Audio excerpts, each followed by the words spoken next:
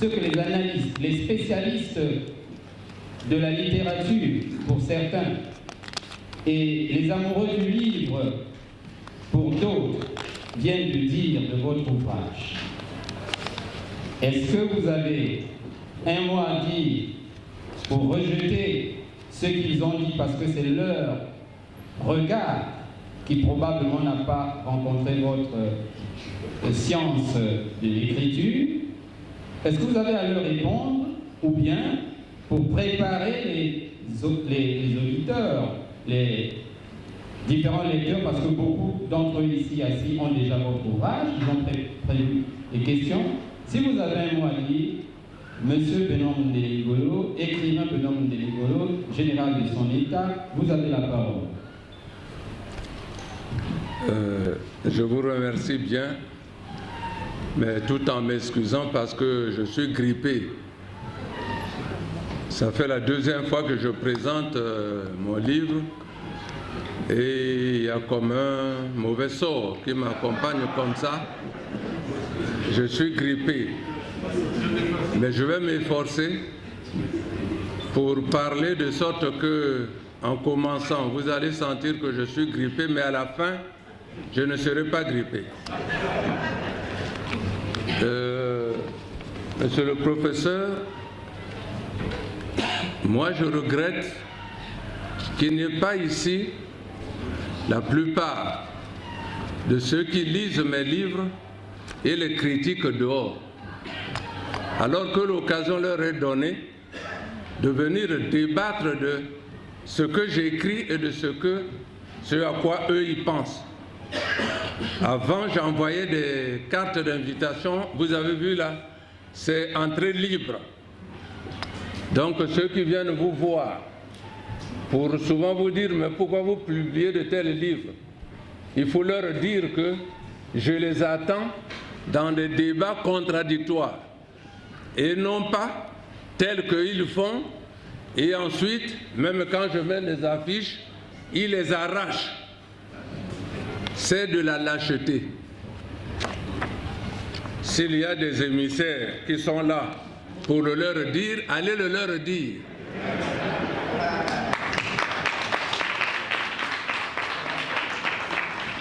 Mesdames, Messieurs, avant toute chose, je me dois de vous remercier toutes et tous ici présentes et présents dans cette salle pour avoir bien voulu, comme qui dirait, venir rehausser par votre présence l'éclat de cette cérémonie en acceptant de prendre part ce jour ou tout simplement en venant assister à la présentation de mon livre intitulé « Ce n'est ni sorcier, ni séditieux, ni provocateur, je le jure ».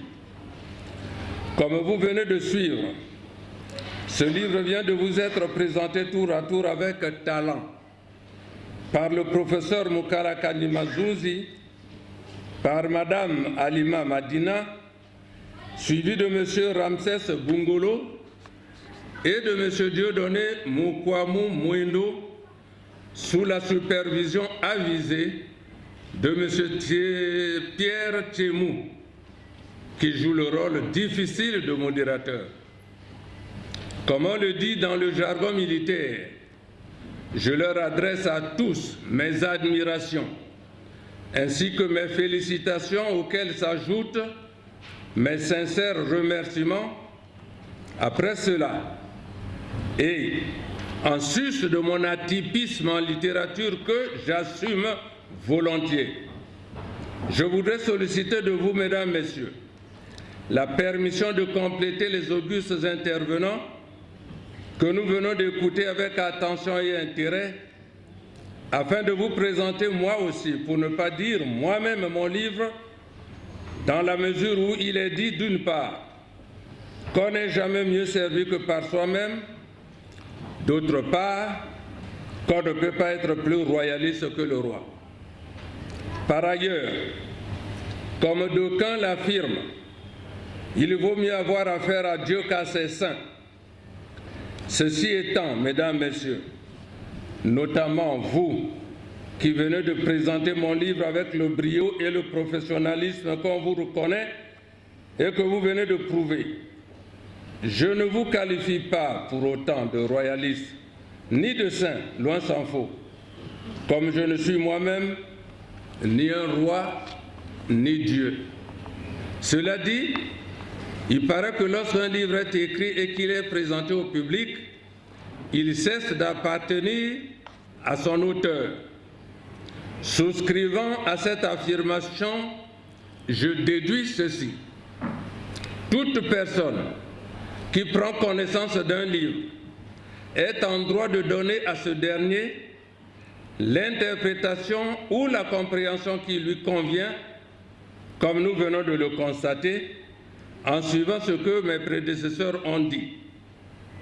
Donc, un auteur ne saurait contester, recuser ni rejeter ce qu'on peut dire sur son œuvre, quand bien même ce qui est dit ne serait pas par hasard conforme à ce qu'il donne comme point de vue sur son livre. À ce titre, et un lecteur, et une lectrice, et un critique littéraire, qui qu'il soit, peuvent avoir un point de vue tout à fait particulier ou singulier, mais parfaitement légitime sur un livre, sans que l'auteur du dit livre ne le partage ni ne le refute. De mon point de vue, l'auteur devrait tout simplement en prendre acte, et c'est ce que je fais présentement. Car un auteur, un livre, avec un avis, une compréhension, une interprétation sur son livre, certes, mais un livre, un auteur, 1000 lectrices et lecteurs, égale un auteur, un livre, 1000 compréhensions ou interprétations, 1000 points de vue sur le livre. C'est pourquoi je n'ai rien à dire en réponse à ce que je viens d'entendre de la part des 4 premiers intervenants qui viennent de s'exprimer avant moi, contrairement à ce que le modérateur a cru vouloir me suggérer de le dire.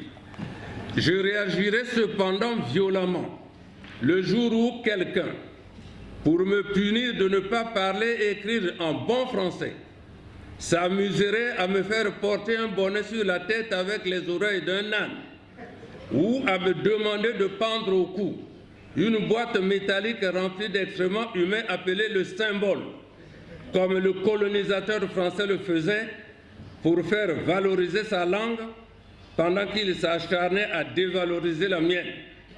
En tout cas, je renverserai le contenu de cette boîte infamante sur le visage du concerné, je le jure.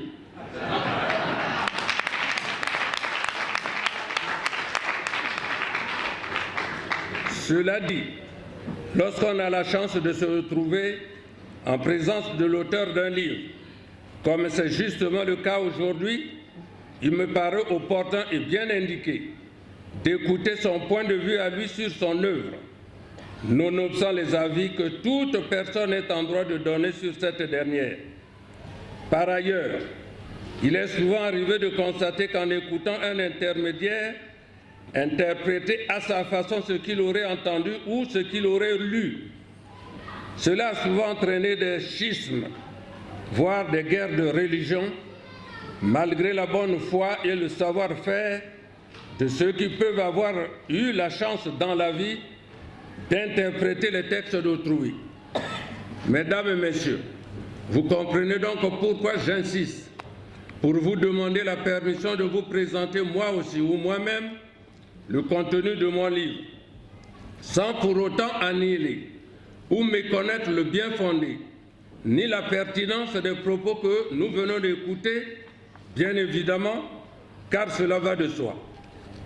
Mesdames, Messieurs, espérant m'être fait comprendre sur ce point, je me fais le devoir de vous présenter maintenant mon livre, tant sur la forme que sur le fond, et cela avec votre permission que j'ai sollicitée et obtenue. Ainsi donc, comme on le fait habituellement, lorsqu'on est en présence d'un livre, on s'intéresse généralement à deux choses, à savoir la forme ou le style employé par l'auteur et le fond ou la quintessence du livre. Je n'échapperai pas à cette démarche intellectuelle en vous présentant mon ouvrage. Cela étant, j'avoue d'emblée m'intéresser beaucoup plus au fond qu'à la forme d'un livre qui tombe sous mes yeux pour égayer mon intellect et mon cerveau. Je m'intéresse donc beaucoup plus au message, ainsi qu'aux problèmes éventuels soulevés dans le livre, qu'au style littéraire utilisé par son auteur pour exposer par écrit les 10 problèmes. C'est en considération de ce qui précède que j'avoue être quelque peu agacé lorsqu'on me demande de manière lancinante, perpétuelle et permanente de débattre ensemble pour éclaircir le sempiternel problème de la connaissance exacte et celui de la classification de mon style, au lieu de débattre de la quintessence des problèmes que je soulève, si quintessence il y a. Mesdames, Messieurs, ayant remis ce problème aux spécialistes en la matière dont c'est le métier, je renvoie malgré tout les lectrices et les lecteurs qui s'y intéressent à consulter le livre de la page 13 à la page 24 où 13 personnes, dont 8 hommes et 5 femmes, en ont parlé abondamment et différemment, en y ajoutant éventuellement ce que vous venez d'entendre de la part des 4 prédécesseurs qui ont parlé avant moi. Toutefois, pour ne pas paraître comme celui qui esquive les débats et les échanges sur ce sujet, parce que j'aurais avoué que cela m'agaçait quelque peu, voici ma contribution à ce propos. Tout d'abord, je fais remarquer que chaque texte de n'importe lequel de mes livres a la particularité d'être indépendant ou de se suffire à lui-même, parce qu'il traite d'un sujet sans que l'aboutissement ou l'issue de celui-ci soit tributaire ou dépendant du texte qui précède, ni de celui qui suit. Ensuite, je me permets de faire noter aussi ceci. Chaque partie des textes de mes livres que je nomme strophes, à défaut de l'appeler autrement, forme une figure géométrique différente des autres figures formées par d'autres strophes de n'importe lequel de mes livres. À ce qui précède, j'ajoute ce qui suit. Je mets volontairement des points de ponctuation, notamment des virgules et des tirets, là où grammaticalement il ne devrait pas être. Je le fais pour marquer un tempo ou un arrêt que je m'impose à la lecture de mes textes sans l'imposer aux lectrices et aux lecteurs. Mesdames, Messieurs, sans que cela soit exhaustif, voilà, c'est aussi ça qui particularise mon style, que j'ai provisoirement baptisé style qui n'obéit pas aux recommandations académiques classiques en abrégé SNOPRAC. C'est vrai, on aurait pu aussi l'intituler un style non conforme, comme l'a dit Ramsès. Pour en terminer avec cette question de forme, afin d'aborder la question de fond, je voudrais faire observer que le livre comprend 3 parties, à savoir le prélude, sans texte et l'épilogue. Espérons et souhaitons que cette question liée à la forme sera tranchée un jour dans un avenir raisonnable par les experts en la matière, afin que nous puissions désormais débattre des problèmes que je pourrais soulever à l'avenir dans mes livres sans nous y attarder outre mesure. Surtout que je suis persuadé qu'en écrivant comme je le fais, cela n'entrave nullement la compréhension des problèmes ainsi que celle des questions que je soulève, ce qui est ma préoccupation fondamentale, voire primordiale lorsque j'écris. En effet, j'écris pour sensibiliser et interpeller mes lectrices et lecteurs éventuels sur la pertinence ou pas des questions, des sujets et des problèmes que je soulève dans mes livres. En tout cas, comme par le passé, j'entends répondre galamment dans le futur à la muse si elle continue à me taquiner et à me chatouiller, comme elle sait le faire jusqu'à présent, avec coquetterie et espièglerie, ce qui m'excite et m'incite pour continuer à écrire demain sous la forme que j'utilise aujourd'hui, c'est-à-dire avec le même style dans lequel je m'exprime depuis que j'écris des livres, n'en déplaise à qui que ce soit.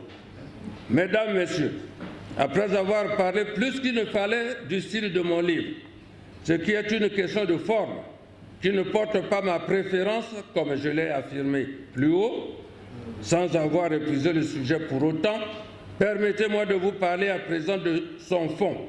Autrement formulé, permettez-moi de parler maintenant de sa quintessence, si quintessence il y a. Ainsi dit, je commence par le prélude en faisant noter qu'il comprend deux parties.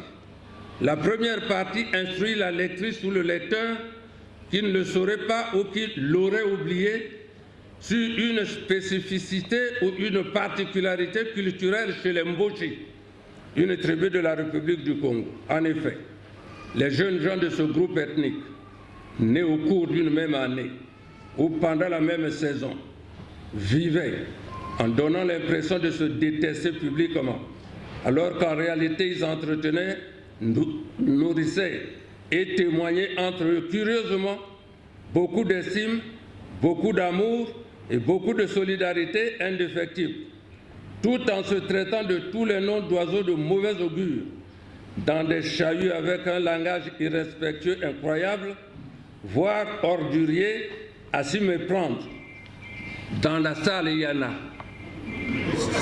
Ils peuvent le témoigner avec courage.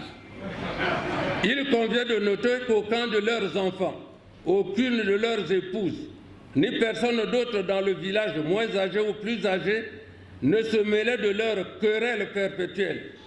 Le faire serait mettre le doigt entre l'écorce et le bois d'un arbre. Il convient encore de faire noter ceci. Les jeunes filles et les frères jumeaux ne s'adonnaient jamais à cette pratique qui pouvait se poursuivre jusqu'à un âge très avancé. Si cela ne se pratique plus et paraît surréaliste, voire incroyable et suranné aujourd'hui, c'était absolument vrai à une époque relativement récente. La deuxième partie du prélude est d'une part un entretien entre l'auteur et un jury fictif, composé de lectrices et de lecteurs imaginaires, qui lui posent des questions anodines et saugrenues. D'autre part, c'est un plaidoyer écrit pour privilégier les débats sur les questions de fond que soulève le livre, plutôt que de s'attarder en ergotant inlassablement sur les questions concernant la connaissance exacte du style dans lequel j'ai l'habitude de m'exprimer par écrit. Mesdames, Messieurs, après le prélude sur une série de 100 textes qui soulèvent des problèmes liés au fonctionnement des sociétés humaines, ce sont des problèmes qui découlent de la politique, de la philosophie, de la morale, de la sagesse, de l'éthique, bref, ce sont des problèmes qui découlent tout simplement de la vie. Ils sont tous présentés sous la forme de conseils, de pensées, de maximes, de proverbes, d'anecdotes, de constats et de réflexions. Je me permets de faire observer que sur les 100 textes, il n'y a que 19 qui font allusion ou qui traitent de problèmes politiques. Pas même la moitié, ni le quart des textes, ce qui prend à contre-pied les politiciennes et les politiciens qui, ils ne sont pas dans cette salle, mais ils ont des préjugés négatifs sur mes écrits, qui les jugent toujours subversifs et dangereux. Je leur demande pour qui et pourquoi sont-ils dangereux. Il s'agit des textes suivants, avec leur page. Texte 8, page 17. Texte 9, page 18. Texte 14, page 23. Texte 22, page 42. Texte 28, page 48. Texte 44, page 58. Texte 45, page 59. Texte 54, page 69. Texte 61, page 78. Texte 66, page 82. Texte 78, page 90. Texte 83, page 93. Texte 84, page 94. Texte 91, page 99. Texte 93, page 101. Texte 96, page 104. Texte 97, page 105. Texte 98, page 105. Enfin, texte 99, page 110, 116. Ça fait exactement 19 textes.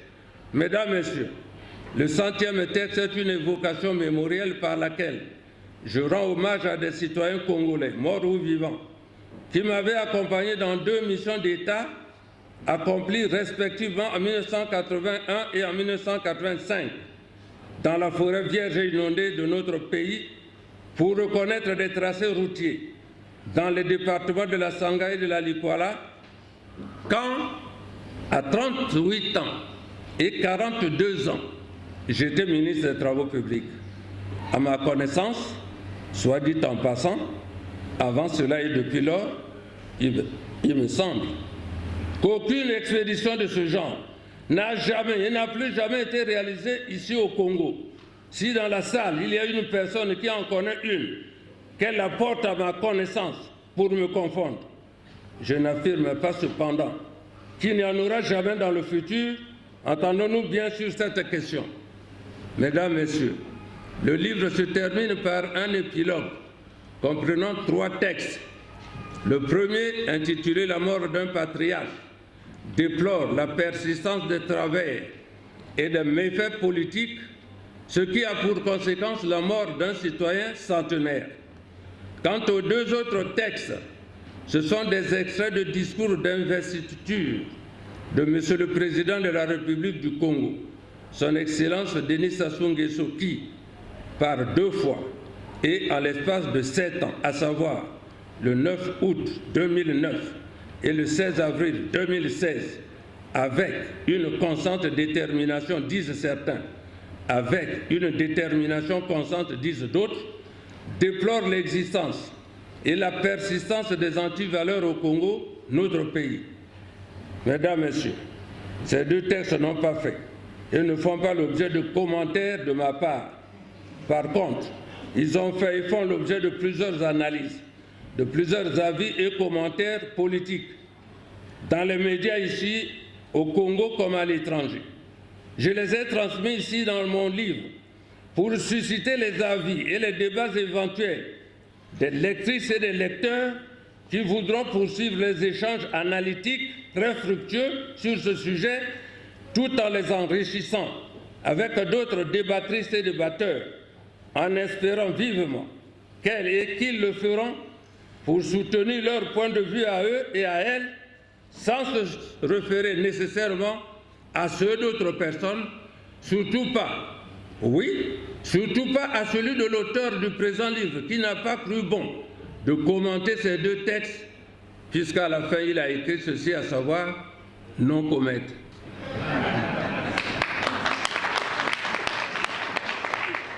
Mesdames, Messieurs, en m'arrêtant ici et maintenant, volontairement, parce que je crois avoir fait pour l'essentiel ce que je vous avais demandé de faire, à savoir vous présenter moi aussi, ou moi-même, mon livre, sous la forme comme sous le fond, comme qui dirait avec mes propres tripes. Je vais surprendre plus d'une personne, y compris certainement Monsieur le modérateur, dans la mesure où il est généralement admis avec forte conviction qu'il est difficile, voire impossible de m'arrêter. Autrement formulé, on affirme que celui qui s'adresse à vous présentement ne sait jamais comment s'arrêter quand on commet l'erreur de lui accorder la parole, comme vous l'avez fait aujourd'hui à vos risques et périls. Je suis désolé, car en m'arrêtant ici et maintenant, volontairement, je suis satisfait et content d'avoir prouvé le contraire de ce qu'on pense et dit de moi à ce sujet.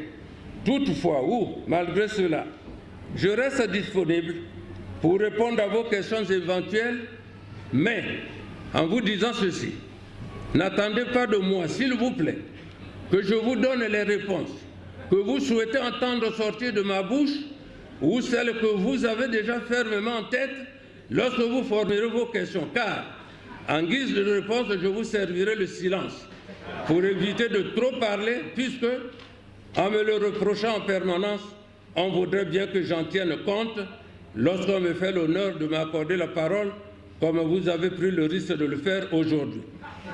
Mesdames et messieurs, cela étant dit, entendu et bien compris, je vous remercie beaucoup pour l'attention que vous avez bien voulu m'accorder en m'écoutant, sans m'interrompre un seul instant, par des applaudissements prématurés, puisque vous me les réservez pour la fin de mon propos.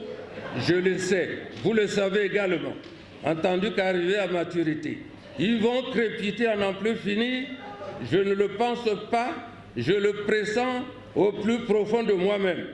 Et si par hasard ou par extraordinaire, il n'y avait pas d'applaudissements après mon laïus, pas même une petite ovation, ce dont je doute quand même, je ne vous en voudrais pas du tout. Veuillez bien me croire, car la faute reviendrait à moi-même, qui n'ai pas assez de talent, ni de savoir-faire, ni d'éloquence, qui sont des dons, des grâces et des avantages que le ciel discrétionnairement octroie à certaines personnes, notamment à des personnalités politiques et religieuses, hommes comme femmes, puisque ceux-ci et celles-ci demandent régulièrement de se faire applaudir avec frénésie, donnant l'exemple eux-mêmes et elles-mêmes, en tapant bruyamment dans leurs mains, avant même qu'ils et elles n'aient ouvert la bouche pour débiter de conneries, de balivernes, d'inepties, quand ce ne sont pas des mensonges grossiers, sans sourciller, ni se gêner le moins du monde, ce qui n'est pas mon cas, puisque vous prenez à témoin, je viens de vous le prouver aujourd'hui. Mesdames, Messieurs, pour ne pas oublier un seul aspect en ce qui concerne ce livre, on pourrait me demander pourquoi lui ai-je donné ce titre. À cette question pertinente et légitime, je réponds ceci. Vous avez raison. Car au lieu de l'intituler tel que c'est fait, j'aurais aussi bien pu l'intituler comme suit, à savoir constat sur certains faits de société. Alors, à ce titre, il ne serait ici ni sorcier, ni sentencieux, ni insidieux, ni irrespectueux, ni séditieux, ni tendancieux, ni subversif, ni moralisateur, ni audacieux, ni provocateur, ni injurieux, ni rien de tel et de semblable envers qui que ce soit, surtout pas, oui, surtout pas, envers celle ou celui à qui vous pensez en m'écoutant présentement.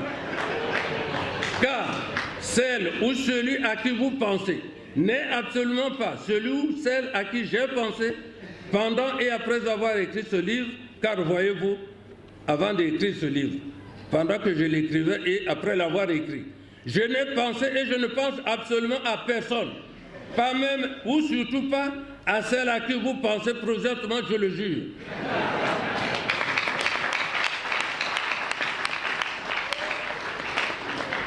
Donc, si je devais réécrire ce livre, je lui donnerais un sous-titre, à savoir « Constat sur certains faits de société ».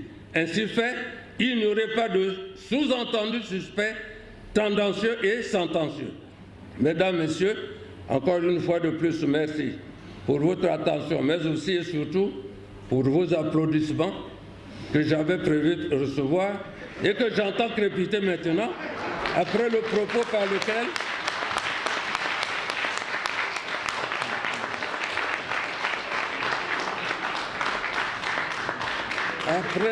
après le propos par lequel je viens de vous présenter mon livre moi-même, sans méconnaître la pertinence des points de vue émis par tous ceux qui ont parlé en prenant la parole avant moi.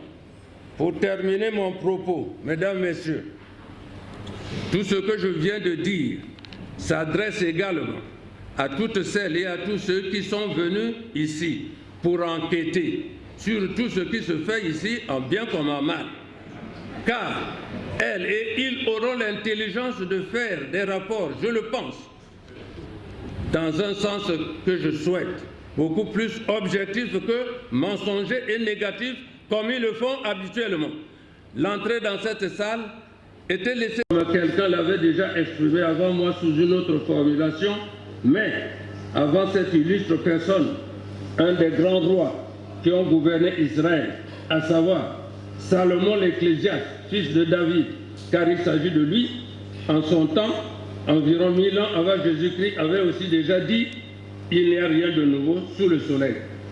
Quant à savoir si j'ai un nègre pour écrire ce que je publie régulièrement, comme je l'ai déjà ouï dire plus d'une fois, j'ai toujours caché que, à la place d'un nègre, j'ai un jaune, un asiatique qui le fait. Entendu que, férus de complexe de supériorité à la française, les Français et les francophones que vous êtes considéreraient de chinoiserie ce que j'écris dans mes livres si je vous avais déjà dit que j'avais un jaune qui écrit mes livres. Par ailleurs, c'est un des grands rois qui ont gouverné Israël, à savoir Salomon l'Ecclésiaste, fils de David, car il s'agit de lui, en son temps, environ 1000 ans avant Jésus-Christ, avait aussi déjà dit « Il n'y a rien de nouveau sous le soleil ». Quant à savoir si j'ai un nègre pour écrire ce que je publie régulièrement, comme je l'ai déjà ouï dire plus d'une fois, j'ai toujours caché que, à la place d'un nègre, j'ai un jaune, un asiatique qui le fait. Entendu que, férus de complexe de supériorité à la française, les Français et les francophones que vous êtes considéreraient de chinoiserie ce que j'écris dans mes livres si je vous avais déjà dit que j'avais un jaune qui écrit mes livres. Par ailleurs, certains m'ont déjà chahuté en se demandant pourquoi je publiais des livres à un rythme tel que, sans qu'on ait commencé le premier, sans qu'on ait consommé le premier, je mettais le second à la disposition du public. En tant que militaire, je réponds ceci. Ça s'appelle tir par rafale.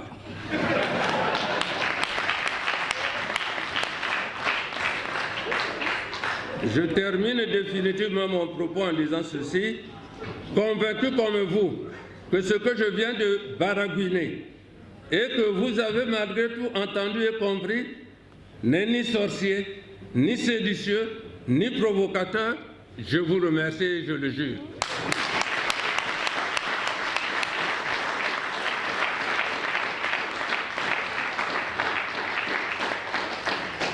Merci beaucoup, mesdames et messieurs. Merci, Benoît Mondelegolo, auteur de « Ce n'est ni sorcier, ni séditieux, ni provocateur, je le jure ». Merci d'avoir compliqué et facilité la tâche du modérateur. Vous l'avez compliqué en me prévenant de ne point vous arrêter.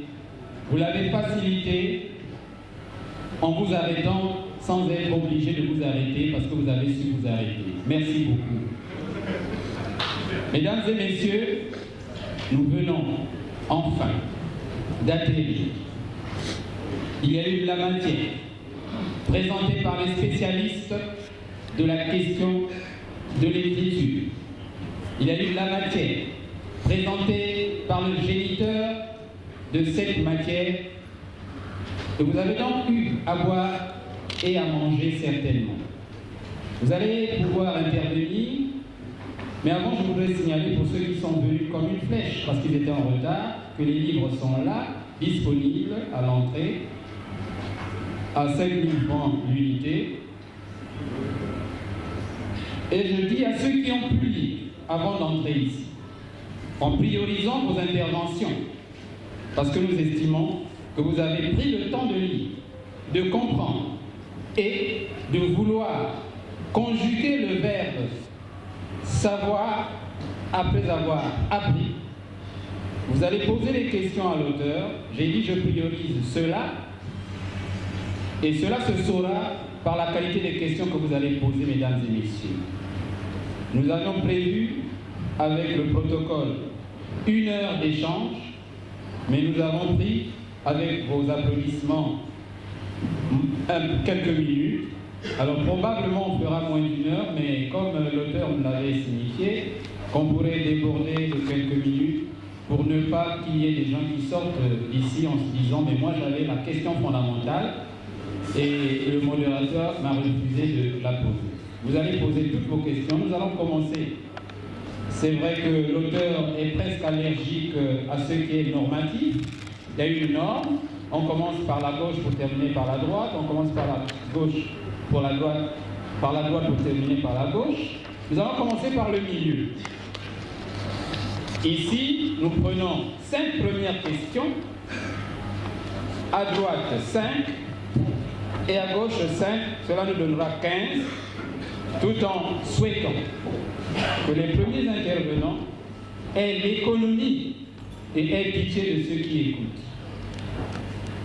Mesdames et messieurs, au milieu, vous passez le micro pour que l'on enregistre. Le professeur Grégoire Desfobas. La fertilité de son esprit, puisqu'il produit par rafale.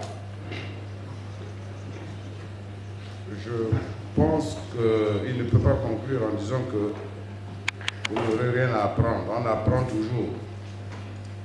Quand ceux qui connaissent sont extrêmement modestes, c'est la possibilité de donner aux gens qui ne connaissent pas de prospérer. Donc je pense qu'on a appris beaucoup de choses. Et à votre habitude, quand vous intervenez, vous prenez du temps. Je ne vais pas remettre l'appareil. Donc je vais être précis, simple, et comme vous le suggérez. Mais je pense simplement dire à ceux qui ont présenté le texte toutes mes admirations pour tout ce qu'ils ont dit de votre livre, notamment M. Bongolo, M. Mukwama, M. Timou lui-même, Madame, qui m'a appris beaucoup de choses. Moi, je vais m'arrêter à 2 petites choses. L'anticonformisme ne peut pas être considéré comme le rejet absolu de se fixer une réflexion autonome à partir d'un système. Je pense que c'est pris. Mais à chaque fois que vous devez prendre la parole, vous devez vous justifier, c'est qu'il y a un problème. Et si ce problème n'est pas résolu, c'est ce qu'on appelle en pédagogie l'entêtement. Si vous êtes entêté, c'est que vous êtes sûr de ce que vous faites. Donc vous n'avez pas à vous projeter en conjecture d'expliquer pourquoi vous faites ce que vous faites. L'essentiel est que vous atteignez votre but, c'est simplement pour aller dans votre sens. Mais je voudrais dire à M. Ramsès que Einstein et Galilée ne peuvent pas être classés comme les anticonformistes. C'est des novateurs dans un domaine scientifique, puisque vous avez fait la nomenclature. C'est dans l'art qu'on peut accéder à l'anticonformisme, pas la science. On rejette un système, on innove. Cette petite contribution me fait dire ceci. L'auteur qui dit qu'il n'est pas, ce n'est pas séditieux, ce n'est pas provocateur. S'il y a un dédoublement de son personnage, parce que je le connais précisément, et si les affirmations qu'il fait, je peux les accepter, celles s'avèrent vraies, et si on lui pose la même question, en traitant la politique, d'abord, le petit A c'est la politique, le petit B c'est les femmes. Vous faites des affirmations, mais j'aurais aimé la démonstration. Vous dites de go, par courage, peut-être aussi par témérité intellectuelle, page 70, 54, texte 54, que les hommes politiques sont de mauvaise foi. Est-ce qu'il n'aurait pas été très modeste de préciser la zone ou la région pour fixer les gens? Parce qu'il n'y a pas de métier plus sublime que de s'occuper de l'intérêt général. Est-ce que ce n'est pas certains hommes politiques qui sont de mauvaise foi? Le dédoublement, c'est de dire, si Mondele Ngolo était comme Montaigne, écrivain maire de Bordeaux, et citoyen, avec les 3 casquettes, si dans un passé récent, Mondele Ngolo pouvait se dire homme politique, peut-on dire qu'il est aussi de mauvaise foi? La deuxième chose, c'est sur les femmes. Je pense que les affirmations, non, je ne dirais pas qu'elles sont gratuites, elles sont l'objet d'une expérience de totalisation, de l'empirisme, de ce que vous voyez. Mais ce n'est pas parce qu'il y a un mauvais père que tous les hommes sont des mauvais pères. Ce n'est pas parce qu'il y a une mauvaise femme qu'on peut extrapoler sur toutes les femmes. Cela peut quand même poser des problèmes sur la démarche scientifique. Et il y a quelqu'un qui a cité Bourdieu, il faut voir peut-être de manière holistique, globale. Je crois que ce sont aussi des maximes, mais je peux dire que si vous ne le confirmez pas, ça peut paraître séditieux si vous ne dites pas la nuance Parce que, je vous le dis, puisque vous avez cette culture que vous nous avez inculquée dans notre royaume d'enfance, dans la jeunesse, est-ce que Mandela peut être classé homme politique de mauvaise foi? Voilà. Est-ce que Madame de Beauvoir peut être dans le groupe des femmes que vous citez? Alors, je m'arrête là pour avoir pitié, comme disent les Larry. Quand vous parlez, ayez pitié de ce que vous écoutez. Je vous remercie. Je voudrais commencer par féliciter le modérateur et tous les présentateurs. Je voudrais également féliciter l'auteur. Pour le style, je pense que tout a été dit, je ne reviendrai pas là-dessus, sur le style sonophrasme. Je voudrais le féliciter parce qu'il y a un véritable entêtement dans sa volonté de lutter contre les antivaleurs. J'ai eu la chance de lire pratiquement tous ses ouvrages, depuis Coq à l'âne jusqu'à celui qui nous réunit ici ce jour, et je pense qu'il n'a pas reculé devant les difficultés qu'il a rencontrées et que l'on perçoit à travers son discours. Donc je voudrais le féliciter pour ce courage, parce que faire dans les valeurs, c'est très difficile. Mais quand on veut encore formuler une invite à faire dans les valeurs, c'est assez difficile aussi, ça peut même être très risqué. L'essentiel, c'est de savoir jusqu'où aller, jusqu'où ne pas aller trop loin. Et je pense que l'auteur a bien compris cette situation. C'est pour cela qu'il nous dit que ce livre ne s'adresse pas à une personne en particulier. C'est un livre qui s'adresse évidemment à chaque citoyen congolais, à chaque citoyenne congolaise, qui s'adresse à tous les Africains, qui s'adresse à l'humanité, parce que les travers qui sont peints ici sont des comportements que l'on peut retrouver à travers le monde entier et particulièrement sur notre continent. Donc je voudrais le féliciter pour son courage à continuer à s'en prendre à dénoncer les anti-valeurs. Et quand je viens de façon plus précise à son ouvrage, je peux dire que cet ouvrage, prologue, les 100 textes qui sont proposés, plus l'épilogue, constitue un véritable plaidoyer pour les valeurs, contre les anti-valeurs. Il écrit lui-même dans son ouvrage que c'est un guide moral et esthétique. Éthique plutôt, guide moral et éthique. Donc je pense que cela est une bonne chose. Je voudrais le féliciter pour cela.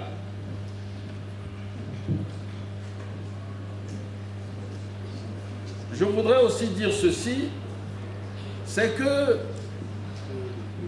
le prologue, le texte et l'épilogue constituent en fait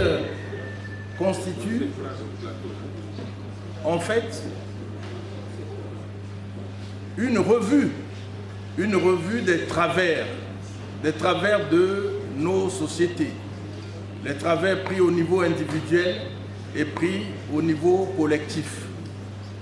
Et je n'entrerai pas dans les détails s'agissant de tous les travers qui ont été relevés ici. Nos travers, vous les connaissez, vous allez acheter l'ouvrage et vous allez passer en revue ces travers. Je voudrais aussi dire quelque chose sur laquelle on n'a pas, personne n'a intervenu là-dessus, c'est que l'auteur propose aussi quelques pistes de solutions, comme des remèdes pour lutter contre les anti-valeurs. Il fallait le dire. Il fallait le dire. Hein, je pense que cela est très important. Et pour terminer, l'auteur il a posé une question dans son livre, c'est à la page, peu importe la page, il se demande en fait pourquoi, il nous pose la question, pourquoi est-ce que ceux qui font les coups d'État constitutionnels, ceux qui manipulent les résultats électoraux, qui trichent avec les bulletins, avec les urnes, pourquoi ceux-là ne sont pas traités comme ceux qui font des coups d'État. Mais je pense que c'est parce que dans les deux premiers cas, le problème est réglé de façon légale. Il fallait devant des juridictions pour régler le problème. Mais quand il s'agit de coups d'État militaires, vous êtes bien placé en tant que militaire pour savoir que le coup d'État militaire étant devenu effectif, il n'est plus question d'aller devant quelques juridictions pour régler le problème dans l'immédiat. Je vous remercie. Les hommages et les humanités à l'auteur, bien sûr, et aussi aux autres interventions, notamment celle de la presse congolaise, de M. Kwamou, Madame Madima, et bien sûr le professeur Dion. Et je vais aller vite comme la tortue dans l'eau, pas comme sur la terre ferme, parce que la tortue va vite dans l'eau. J'ai 6 préoccupations, 6 questions. Mais l'intervention de l'auteur a apporté un certain nombre d'éclaircies à certaines questions. Il n'en reste plus que 2. Vous avez fait intervenir dans votre livre quelques bien-pensants pour la plupart des écrivains. Je me suis accroché à 6 d'entre eux. J'ai fait mienne leur réflexion. Le premier, c'est Jean-Baptiste Abinda, page 15. Le professeur Antoine Lillard, page 16. Jean-François Oubébé, page 17. Éveline Monkou, page 18. Chara Anyeboult, page 20. Lys Yingou, page 22. Celle que j'ai trouvée beaucoup plus pertinente, c'est celle de Lys Yingou, dans la mesure où elle fait allusion à 2 livres du prophète, notamment Salomon, fils de David. En suivant ces réflexions,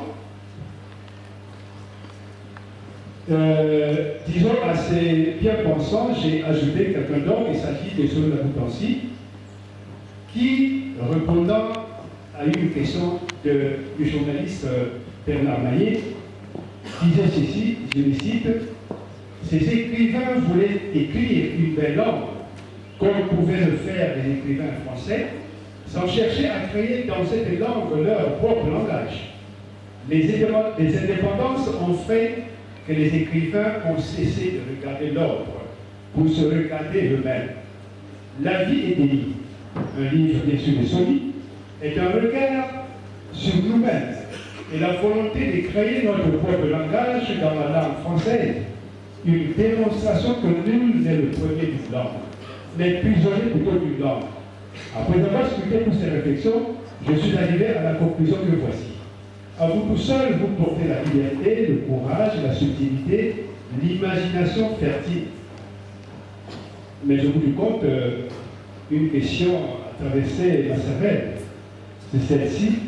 Est-ce que vous n'êtes pas en train de mener un combat contre votre propre destin et votre propre moi? C'est là la première question.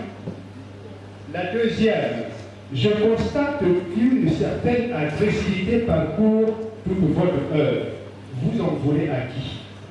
À l'homme en tant qu'acteur majeur au sein de la société ou à Pesas, terme qu'utilisait Victor Hugo quand il faisait allusion à Dieu? Merci de votre attention. Je prends la parole juste pour poser une question parce que les autres, je n'aurai plus le temps de le faire.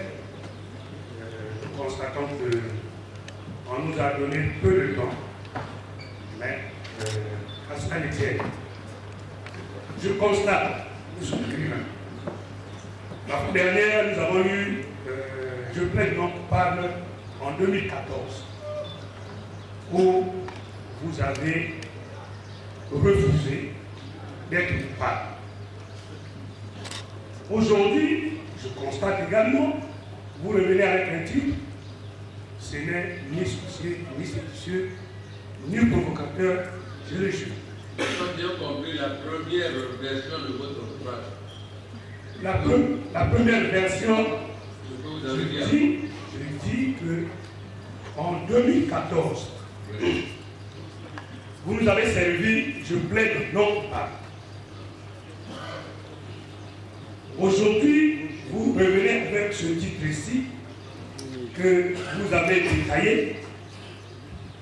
Je constate de tous ces titres-là que cette volonté, c'est-à-dire une volonté de vouloir vous défendre à tout moment, de vouloir vous justifier. Je vous demande, monsieur le président, pourquoi cette insistance de justification? Les livres, je les lis et je comprends. Mais moi, je ne comprends pas pourquoi vous continuez à insister, à vous justifier à tout moment. La première observation, c'est que je ne suis pas d'accord avec l'auteur lorsqu'il affirme dans sa synthèse que le livre ne nous apprend rien de nouveau. Ce n'est pas juste parce que le livre nous apprend abondamment tout de nouveau. La première chose, c'est que la métaphore que vous utilisez pour parler des jeunes, dans la culture mochi, inonde la conscience et peut-être éclaire les jeunes Congolais dans la salle qui sont plutôt sur Canal+ et qui ne vont pas chercher la sagesse dans les terroirs de nos contrées. Deuxième chose... Je n'ai pas bien compris.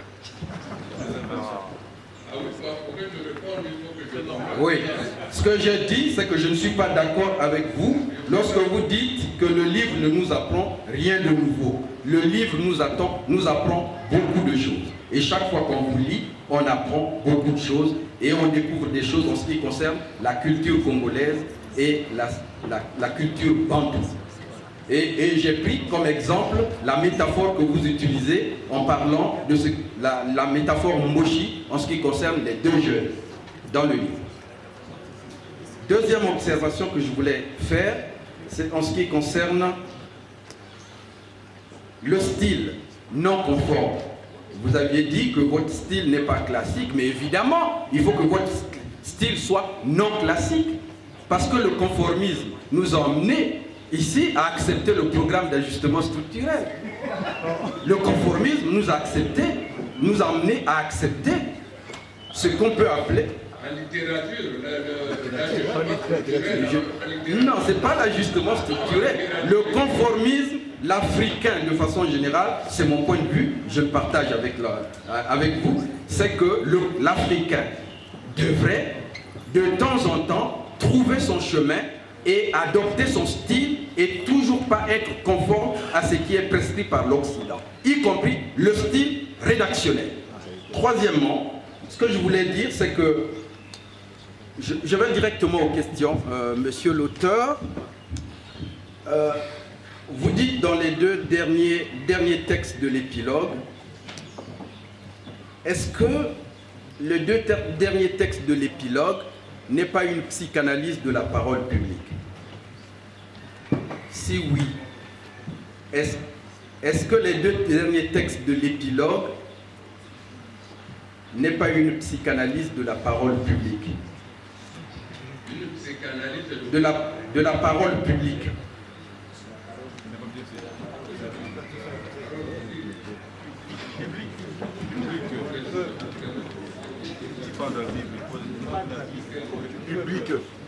Vous pouvez bien préciser les deux derniers textes. Est-ce que les deux derniers textes de l'épilogue, je reformule, n'est pas une psychanalyse de la parole de l'autorité et n'emmène pas les citoyens, les lecteurs de l'ouvrage à se forger leur propre opinion à partir du texte de l'auteur Benoît Mondenegro? De quel texte vous parlez? Les deux derniers textes. Le texte. L'épilogue. La mort d'un centenaire. Non. Les deux extraits du discours du président. Je suis à la page 130.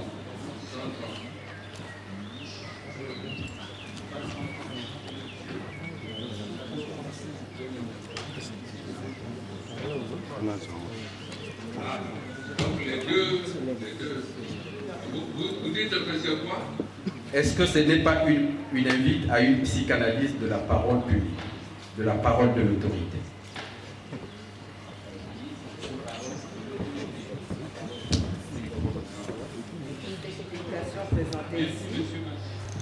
Je félicite tous les intervenants, mais j'ai une question à l'endroit de M. Ramsès à propos de l'anticonformisme. Je voudrais savoir si l'anticonformisme littéraire de l'auteur, son indépendance intellectuelle, fait de lui une personnalité antinomique. Par contre, je voudrais dire à l'auteur que, sincèrement, je le félicite et je constate que il a beaucoup dit dans ce livre, notamment en ce qui concerne les conseils qu'il donne.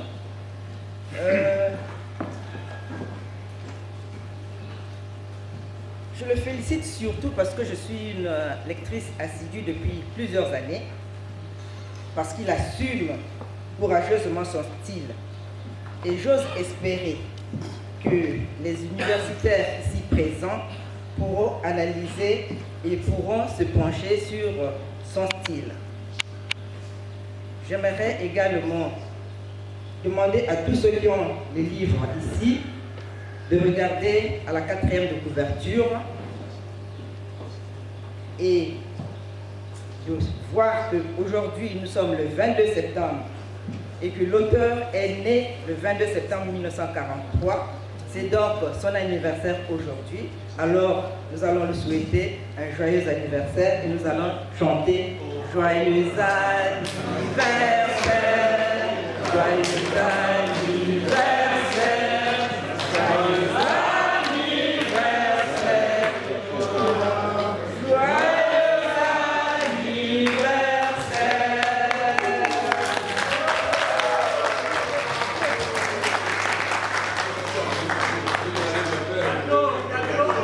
Vous allez me faire pour toutes les dames qui sont là-bas de votre pays.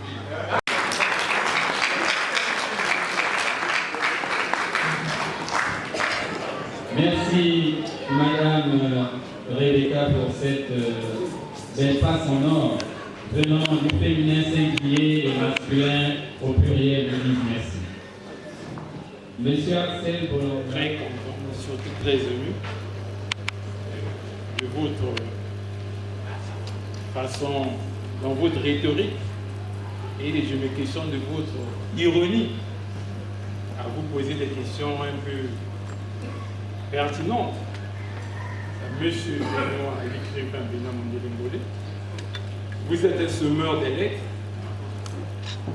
qui ne doit pas s'aimer dans le désert. On ne s'aime pas dans le désert, car on s'aime dans une terre, à une terre fertile, de peur d'être incompris. Et la question, pourquoi vous faites une lutte des réponses? Vous êtes là à répondre. Est-ce que vous s'aimez dans une terre fertile ou vous s'aimez dans le désert? À chaque fois que vous faites que poser des questions, répondre. La deuxième question, pour mettre l'ordre dans l'histoire de la littérature et de redresser une humanité sourde et muette aux lettres des écrivains penseurs. C'est pourquoi vous préférez votre propre forme de style. C'est la question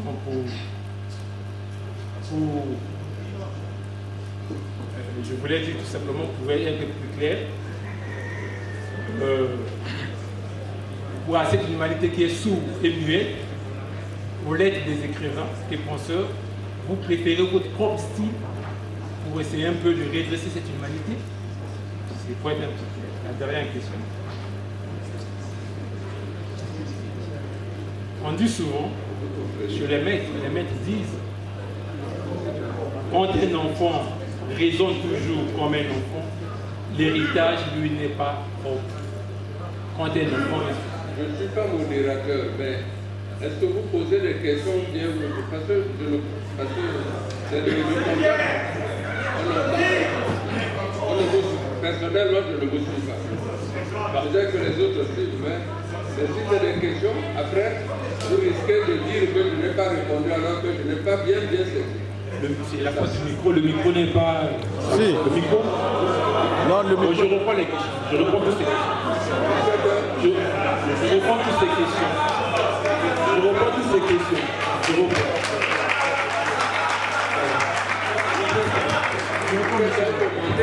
La première question était celle-ci. Monsieur Benoît, Moundelengolo, vous êtes un semeur de lettres. C'est-à-dire que vous êtes écrivain.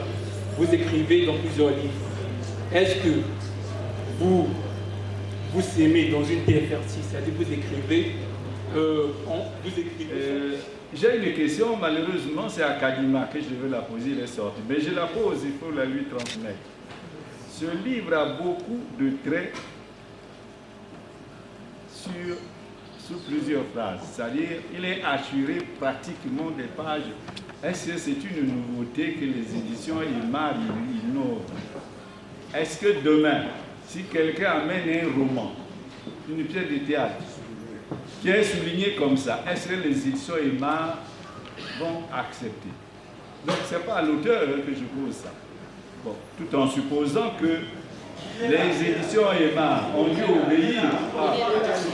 Mais oui, mais je sais qu'on prenait déjà les notes pour lui. Professeur Kadima, justement, ma question c'est à vous. Vous allez vous asseoir. Voilà, ma question est la suivante. Dans cet ouvrage, il y a beaucoup de phrases soulignées en gras. Je suppose que c'est l'auteur qui vous a demandé cela. Et ma question, est-ce que les éditions Imar veulent-elles devenir aussi non conformistes? Est-ce que demain, si quelqu'un vous amène un roman, un poème, avec beaucoup de phrases soulignées comme ça, vous allez éditer? À l'auteur, je peux affirmer que le trait de culture qu'il a trouvé chez les Mouchi, oui, il existe. Ce trait de culture, les gens d'une génération se permettent certaines libertés qui vont de génération en génération. Et j'ajoute à l'auteur que c'est un trait de culture bantou qui traverse toute l'Afrique. Ça, je confirme cela. Ce que j'ai lu également, ce n'est pas une question, c'est que dans tout cet ouvrage, l'image de la femme pratiquement passe de page en page. Et l'auteur, tout à l'heure, semble justifier en disant « je ne parle pas d'une femme particulière », ainsi de suite. Mais pourquoi? Pourquoi vous gênez-vous? Pourquoi? Voyez-vous, les femmes, quand on dit souvent dans les réunions que ce que femme veut, Dieu le veut, toutes les femmes vous applaudissent. Mais quand vous dites « mais ce que Dieu veut, femme s'en fout », en ce moment-là, les femmes ne vous applaudissent plus. N'est-ce pas? Donc, vous ne devez pas vous justifier que vous ne parlez pas d'une femme qui est dans l'imaginaire des uns et des autres. Vous parlez de la femme en tant que... Encore que vous pouvez parler de l'homme. Les vices que vous décrivez, que vous vilipendez dans l'ouvrage, eh bien, ce sont des vices. Ce sont des vices asexués, je peux dire. Donc, ne continuez pas à vous justifier sur les personnages qu'un tel ou un tel peut coller dans votre ouvrage. Merci. Merci, professeur. Alors, ma contribution, c'est celle-ci. Monsieur Benoît Moundelengolo, vous n'êtes pas obligé, effectivement, de vous justifier. Et puisque vous parlez du Sinoprac, le Sinoprac, en fait, je viens de le découvrir, moi, en vous lisant, et je me suis rendu compte, déjà à partir même des titres, la typologie, quand on voit la longueur des titres, qui me rappelle un tout petit peu les romans de Calice et Diana, donc savoir cuisiner par exemple le sexe de son mari, c'est des longs textes, c'est carrément des phrases. Mais ça, on n'en avait pas dans la littérature congolaise. C'est aussi, disons, votre contribution, c'est un nouveau départ. Mais aujourd'hui, quand on parle même du style, du slow-pipe, les sunnis sont passés par là, c'est la querelle des écoles. La querelle des écoles, je veux dire quoi? Aujourd'hui, on parle de la tropicalisation de la langue. On parle de la globalisation de la langue anglaise avec le syndicat. Donc en fait, vous apportez quelque chose. Et je crois que le brillant exposé qui a été fait par M. Amsès va contribuer sur la base d'une fondation d'une école littéraire de Brazzaville avec vos écrits. Parce que même, disons, le nouveau roman, que ce soit avec les Nathalie Sarraute, que ce soit avec les Michel Le Tournier, eh ben, il y a eu cette palabre, cette querelle du style. Donc ne vous en faites pas, vous êtes en train d'innover et merci beaucoup. Je voudrais aussi dire quelque chose concernant l'épilogue. Et j'ai remarqué d'abord, effectivement, vous avez usé 110 fois, disons, le titre dans le... Et même au niveau de l'épilogue, on retrouve cette ritournelle. Si c'est toujours pareil, viens mon petit fils, viens me le confirmer à l'oreille. On sent encore cette ritournelle. On sent ce refrain, ce tempo, la rythmique, disons, du texte, comme si c'était un long poème. Ça aussi, ça confirme votre style à vous. Comme si on avait affaire. Et puis il y a aussi un autre texte, le texte 100 à la fin. Vous parlez, disons, de le lire de bas en haut et de haut en bas. Comme si on avait affaire au calligramme d'Apollinaire. Et ça aussi, disons, ça montre une certaine géniocratie, le génie du créateur. C'est-à-dire l'architecte de la langue, le cordonnier de la langue. Et félicitations. Pour terminer, j'ai deux petites questions. Vous avez dit qu'il ne faudrait pas qu'on dise qu'effectivement ce livre est entièrement ou foncièrement politique. Mais moi, je vais aller à l'encontre, disons, de ce que vous avez dit. Ce livre est politique. Vous n'avez pas aussi, disons, à vous justifier. Mais parce que les faits sont politiques. Et la littérature a aussi une fonction politique. Alors, la question que je voudrais vous poser, c'est celle de savoir, en langue larry, on dit, lorsque un fou tourne, disons, montre son cul, vous allez m'excuser, ou bien son derrière au ravin, c'est qu'il s'est accroché à l'arbre. Non, je ne vous traite pas de fou, monsieur cher confrère. Mais est-ce que vous n'aurez pas, peut-être, vous ne bénéficierez pas d'une sorte de protection, d'une aura protectrice, parce que vous êtes assez droit, vous n'y allez pas de mammante. Est-ce que vous ne profitez pas, ou bien je dirais, vous ne bénéficiez pas d'une aura protectrice lorsque vous abordez ces questions si cruelles et si criardes sur la politique, non seulement en Afrique, mais en même temps aussi au Congo Brazzaville. Je terminerai donc l'autre question, c'est celle de savoir, vous allez m'excuser. Oui, l'autre question, c'est celle de savoir, auriez-vous un penchant sur les sciences juridiques? Parce que le premier texte, l'ancien texte, disons le récent, c'était « Je plaide non coupable », et celui-ci, je le jure. Entre-temps, il y a eu un texte, je vous dirai toute la vérité, dites la vérité, non, toute vérité est bonne à dire. Bon, voilà, la part, bien sûr. Est-ce que vous n'aurez pas des penchants sur, disons, pour les sciences juridiques? Avez-vous aussi fait les sciences juridiques? J'ai terminé. Merci de nous avoir réunis une fois de plus autour de votre sourire littéraire qui se donne pour mission de moucharder toute déviance ontologique, ce véritable mal-être social. Figurez-vous qu'en 1988, deux psychologues ont publié un article qui soutenait les thèses que l'auto-illusion était normale. Elle serait même bénéfique pour la plupart d'entre nous. Dans cet article, ils ont démontré que les gens se mentent à eux-mêmes sur 3 points en général. Le premier, ils ont une vision d'eux invraisemblablement positive. Deuxième point, ils croient avoir bien plus de contrôle sur leur vie qu'ils n'en ont en réalité. Et enfin, troisième point, ils pensent que leur avenir serait bien meilleur alors que la réalité du présent tente à prouver le contraire. Mais par votre plume ascendante, cher aîné, vous avez dépassé tout ça. Et vous êtes passé de l'autre côté du miroir. Félicitations. Alors, j'ai comme question, opérez-vous dans les coulisses en trompant la confiance de ceux qui vous ont estompé de leur imprimature de classe, d'élégance et d'envergure. Sinon, pourquoi vous acharner de façon chevaleresque et stoïciste? Est-ce parce que vous êtes resté témoin oculaire des déviances machiavéliques de notre société qui rongent foncièrement les sociétés africaines? Et si ce n'est ni sorcier, ni séditieux, encore moins provocateur, alors dites-nous toute la vérité. En vous parlant désormais, je ne dirai plus mon général, pour deux raisons. La première, aucunement l'intention de contester votre grade. La deuxième, c'est que je garde mes états d'âme. Dans la première, je ne fais pas partie de la corporation. Donc, je n'ai pas le droit de vous appeler mon général. Je me suis trompé maintes fois. La deuxième, c'est que je garde mes états d'âme pour tout ce que j'ai déjà vécu avec les policiers, les gendarmes, les policiers, les gendarmes et les militaires. Donc, pour ces deux raisons-là, ne soyez pas frustrés, je ne dirai plus. Je peux vous dire, monsieur le préfet, monsieur le maire, comme j'ai choisi ce soir, de vous appeler le chef coutumier. Je passe à ma préoccupation. Monsieur le chef coutumier, ce que je fais là ce soir, c'est une contribution.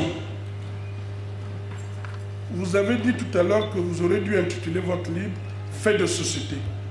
Et oui, justement, je peux être une personne de ressources, ce n'est pas du tout prétentieux, de vous dire qu'il y a, j'aimerais bien, parce que moi, je souhaiterais que vous ayez une longue vue comme Madame Jeanne Calment, pour qu'on ait toujours vos écrits, où je trouve mon compte, c'est de parler, par exemple, de la baisse de l'enseignement. Aujourd'hui, dans notre pays, on a validé le diplôme à 7 de moyenne, ce qui était impensable parce que moi, je suis né avant l'indépendance, en 1957. J'ai marché comme vous et après, j'étais atteint de poliomyélie. Donc, si bien que ma mère analphabète m'a amené de gauche à droite, ça ne m'a pas permis de suivre mon cursus normalement. Mais en tout cas, je fournis des efforts d'être toujours à l'école du savoir et ce qui me permet aujourd'hui de vous parler.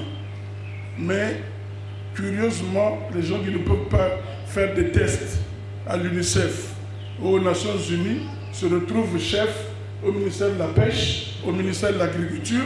Je m'interroge bien. Vous avez vu ça dans mon livre? C'est une préoccupation, je dis bien, les faits. Les faits de société, c'est une préoccupation. Donc aujourd'hui, on ne peut pas comprendre que c'est une parcelle où il y a une villa de 4 chambres et ça devient une école polytechnique, par exemple, Benoît Ndirimbo. C'est impensable. Donc c'est des faits que j'aimerais retrouver prochainement dans vos livres. Vous, de votre génération, quand je parle de 57, ça veut dire que j'ai vu un certain nombre de choses, du nord au sud, de l'est à l'ouest. L'État vous a donné une chance de faire vos études, d'être à l'internat. Maintenant que vous êtes devenu riche, je ne sais pas comment, mais vous semblez oublier un peu votre parcours, les uns et les autres. Je dis peut-être pas personnellement vous, mais enfin, pour cette génération-là, tous vous avez été à l'internat. Donc c'est l'État qui vous donne une chance de réussir dans la vie.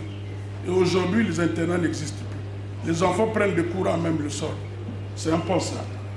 Pour les revenus modestes, les gens de la fonction publique, les Congolais de hauts revenus modestes, à l'époque, pouvaient préparer une rentrée. Allez-y, ils vont vous perdre le fil d'idée. Oui.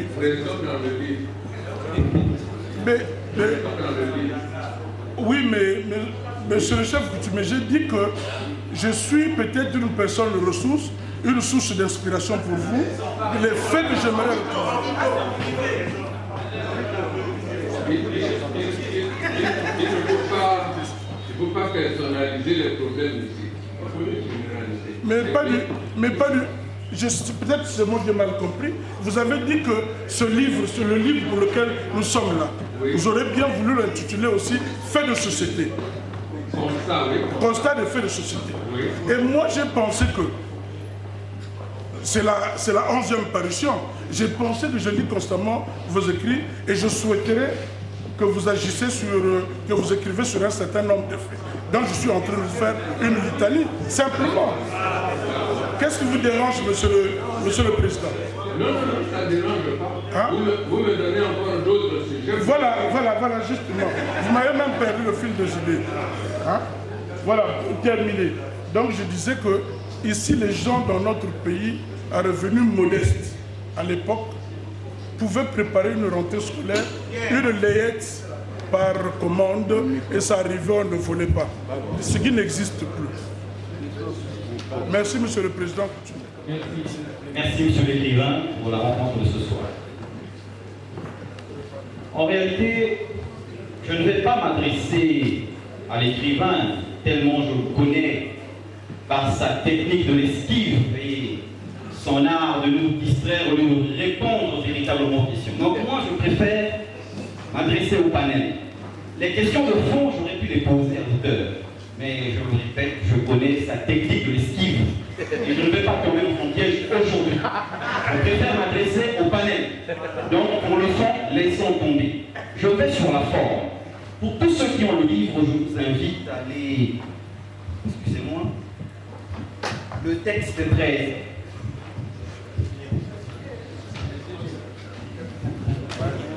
C'est à la page 37. Le texte 13. Je suis là sur le fond. Je vais lire. Suivez s'il vous plaît. Les morsures et les brûlures qui résultent, virgule, des agressions morales et psychologiques, virgule, sont de loin, virgule, les plus pénibles et les plus difficiles, virgule, à supporter et à guérir, tiré, que celles qui émanent des agressions physiques, point. Je m'arrête à cet extrait. Pourquoi j'ai choisi de lire cet extrait? Eh bien, pour moi, c'est le travail éditorial qui m'interpelle. J'ai parcouru l'œuvre de bout en bout. Et je dis ici, il y a utilisation abusive de la ponctuation. Je mets au défi les gens qui l'ont lu. Utilisation abusive de la ponctuation. Que ce soit les virgules, que ce soit les points, que ce soit les tirés. Ça, je ne sais pas si l'ouvrage est passé entre les mains d'un comité de lecture. À ma connaissance, il est très difficile aujourd'hui d'éditer quelqu'un à compte d'éditeur. Aujourd'hui, c'est beaucoup plus d'édition à compte d'auteur. Donc l'auteur paye pour le travail éditorial et paye également pour le comité de lecture. Mais il y a des choses apparemment qui n'ont pas été dites. Toujours sur ces questions de forme, je m'en vais sur le titre. Ce n'est ni sorcier, ni séditieux, ni provocateur, je le jure. La formule ne me paraît pas convenante. Ce n'est ni sorcier, ni séditieux, encore moins provocateur. Comme a dit Comté Mukombo, je l'accepte. Le ni passe. Mais le ni à l'infini, moi je suis un peu perplexe à ce sujet. Et enfin pour finir, je renchéris sur ce que M. Bonpema, président du Forum des gens de lettres, venait d'évoquer tout à l'heure. Pourquoi cette obsession de l'écrivain à vouloir se justifier sur son style d'écriture, qui est bien le slow-track? Pourquoi cette obsession? Pourquoi c'est lui qui nous imprime le rythme? Je crois que c'est à nous, lecteurs, nous critiques, mais c'est à nous de nous intéresser à toutes ces questions-là. Pourquoi c'est lui qui nous force, qui nous imprime le rythme? Pourquoi cette obsession à vouloir se justifier? Se justifier à l'endroit de qui et pourquoi? Le tigre, comme disait Wole Soyinka, ne prononce pas ou ne proclame pas sa tigritude, il bondit. Donc, vous êtes dans le stoprak, écrivez, continuez votre bonhomme de chemin, faites votre travail puisque vous estimez qu'il est bon. Laissez-nous ce débat sur votre style. Ne vous accaparez pas de ce débat, n'en faites pas une obsession. Voilà ce que je tenais à dire, monsieur l'écrivain, et j'espère ne vous avoir pas agacé. Merci, monsieur. Je vais d'abord m'excuser parce que je suis arrivé en retard, mais en réalité, c'est bon. J'étais en train de dire que je m'excusais pour être venu en retard, mais en réalité j'ai été soustrait au plaisir d'être avec vous parce qu'il y a des interventions que j'aurais voulu suivre. Dans tous les cas, j'ai eu l'avantage d'avoir un commerce permanent avec l'auteur que je connais bien, et c'est pour cela que je ne reviendrai pas sur le style, parce que toute la vie de Mundele Ngolo a été marquée par l'anticonformisme. C'est un homme entier. C'est pour cela que je voudrais simplement dire que le style ne doit pas nous préoccuper. Ce qu'il dit, qu'il range dans la quintessence, est autrement plus important. Mais je voudrais justement pour cela, après avoir publié 10 fois sur ce registre, et comme je crains que ça soit marqué par la temporalité, je voudrais enfin, comme pour reprendre le langage des spécialistes de l'audiovisuel, qu'il arrête la caméra sur des problèmes qui peuvent être jugés universels. Par exemple, puisque je le connais, jeune, Mundele Ngolo a été condamné à mort. Vous voyez, j'ai rapproché ça à un livre que j'avais lu quand j'étais adolescent, écrit par un Américain condamné à mort et qui traînait dans le couloir de la mort. Le roman a été porté à l'écran, c'est Karim Chessman. Je pense que Mundele Ngolo aurait beaucoup de choses à dire sur tous ceux qui, peut-être imprudemment, peut-être précipitamment, se lancent dans la politique parce qu'ils pensent que c'est l'industrie qui paye le mieux, sans savoir qu'il y a aussi des revers de la médaille. Parce qu'aujourd'hui, Mundele Ngolo a 73 ans, mais quand il était condamné à mort, on avait déjà creusé la fosse qui devait les recevoir. Bon, le geôlier passait pour leur dire, vous là, c'est fini. On viendra vous chercher au petit matin. Je crois que l'état dans lequel un être comme ça s'est trouvé est très important. J'ajoute, il l'a dit de façon allusive parce qu'il est passé très rapidement. Il a parcouru la forêt équatoriale de la Sanga à la Likwala. Mais il ne vous a pas dit que pendant ce temps, il y a des gens qui ont été mordus par des serpents, etc., etc. Mais le transport des sérums antivénineux pose tellement de précautions que je doute qu'il y en avait dans cette délégation, qui comprenait beaucoup de ses amis. Je crois que ces choses-là, quand il se sera arrêté pour promener sa caméra au ralenti, pourrait davantage marquer le temps parce que même peut-être après 20 ans, 50 ans, on va les relire. Mais les déviations de notre société actuelle, il y en a qui vont y passer très vite, peut-être qu'ils ne les connaîtront plus dans 50 ans. J'en ai terminé, merci monsieur le président. Merci monsieur le préfet pour votre contribution à la future muse qui titille souvent notre aîné. Monsieur Serge Kassi, l'avant-dernier intervenant. Merci, monsieur le modérateur. J'aimerais ici, premièrement, féliciter avec encore et les jeux la crème de votre fibre intellectuelle, monsieur l'écrivain, et secondo, ce courage de s'indigner en touchant en effet du doigt les problèmes de la cité. Et ceci, rappelons-le, avec un style très mirobolant. En décortiquant votre œuvre par madame ici présente, une partie a retenu mon attention, notamment celle de la politique, qui est la troisième partie. En vous paraphrasant, madame, mais en l'œuvre ceci. L'auteur n'est pas partisan des coups d'État militaires. Tout se fonde de mon interrogation. Est-ce vrai? Comme ce n'est ni sorcier, ni séditieux, ni provocateur. Jurez-vous de nous dire réellement la vérité. Merci. Merci. Enfin, le frangin, le tout jeune, le percutant. Le dernier intervenant, Michel Bandoussamba, vous avez la parole. Merci, vous dire merci et vous féliciter. Et ces rafales dont vous nous envoyez sans nous tuer, mais qui nous poussent à nous remettre en cause pour aller à la reconquête de notre humanité afin que nous continuions à vivre ensemble dans une société où tout le monde se retrouvera. L'auteur que vous êtes a un besoin de communiquer. Le trop-plein a besoin de sortir. Hier, monsieur Papa avait 18 ans, il a eu 20 ans, il a eu 30 ans, 40 ans, aujourd'hui les septuagénaires, c'est une expérience. C'est une expérience à partager, à léguer.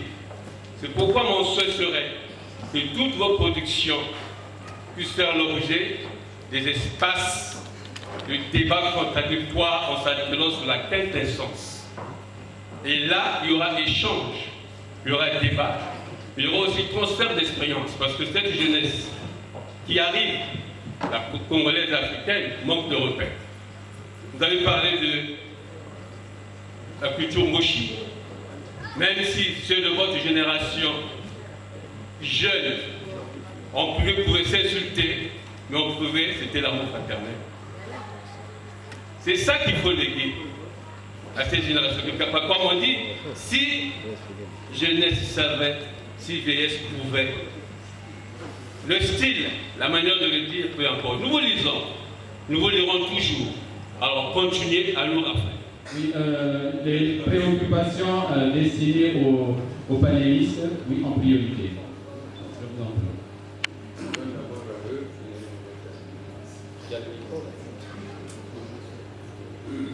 On va revenir un peu sur le propos du professeur Nicolas, sur sa réaction. En fait, quand j'ai parlé d'avant-gardistes, je n'ai pas parlé, quand j'ai parlé des non-conformistes, je n'ai pas parlé des scientifiques, mais je parlais plutôt des littéraires. Et je pense que les scientifiques ont été des avant-gardistes dans leur temps, parce que leurs théories ont été d'abord refoulées, comme les Galilée et qu'est-ce que j'en sais.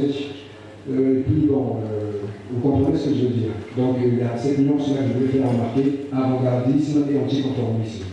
Pour revenir sur madame, bon, je ne pense pas qu'il y ait contradiction dans le non-conformisme de l'auteur, parce que son anticonformisme, il est fréquent, il est créatif, il crée un genre qu'il nomme le soprac, et que moi je pense appeler l'anticonformisme des Mongoliens, parce qu'il est le seul dans ce monde à écrire comme tel.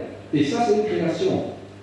En tant que création, il ne s'oppose pas à lui, mais il apporte du nouveau et il devient, comme les Galilées, un anticonformiste, un avant-gardiste dans les théories, les recherches pour aider certainement la jeunesse congolaise. Bon, il y a une question que M. Jessie Leva a posée sur le contenu de l'édition. Je n'entendrai pas sur les questions que pourrait dire le professeur, mais il y a une petite question. Il y a une petite chose que je voulais ajouter, c'est que l'auteur, si vous avez prêté attention, a bien expliqué pourquoi il a mis des virgules. Je pense que vous étiez dehors en ce moment-là. L'auteur a expliqué que ces virgules ont été mises à dessein pour lui permettre de respirer, pour donner du rythme au snowpack. Voilà ce que je peux dire. Juste pour compléter ce que vient de dire mon frère, c'est que le fait de mettre la virgule ou l'étirer sans forcément se soucier des principes de la ponctuation est un choix d'écriture de l'auteur. Que direz-vous à Louis Aragon qui ne met aucun signe de ponctuation dans ses textes de poésie? Aucun. Et qui vous laisse la liberté de ponctuer le texte vous-même. Que direz-vous de certains poètes congolais, comme le restateur, qui font la même chose? Ne mettent aucun signe dans certains textes. Ou que direz-vous à Mabankou, qui dans certains textes, comme Vertassé, met des virgules partout, des phrases qui s'étendent sur 2, 3, 4 pages sans s'arrêter.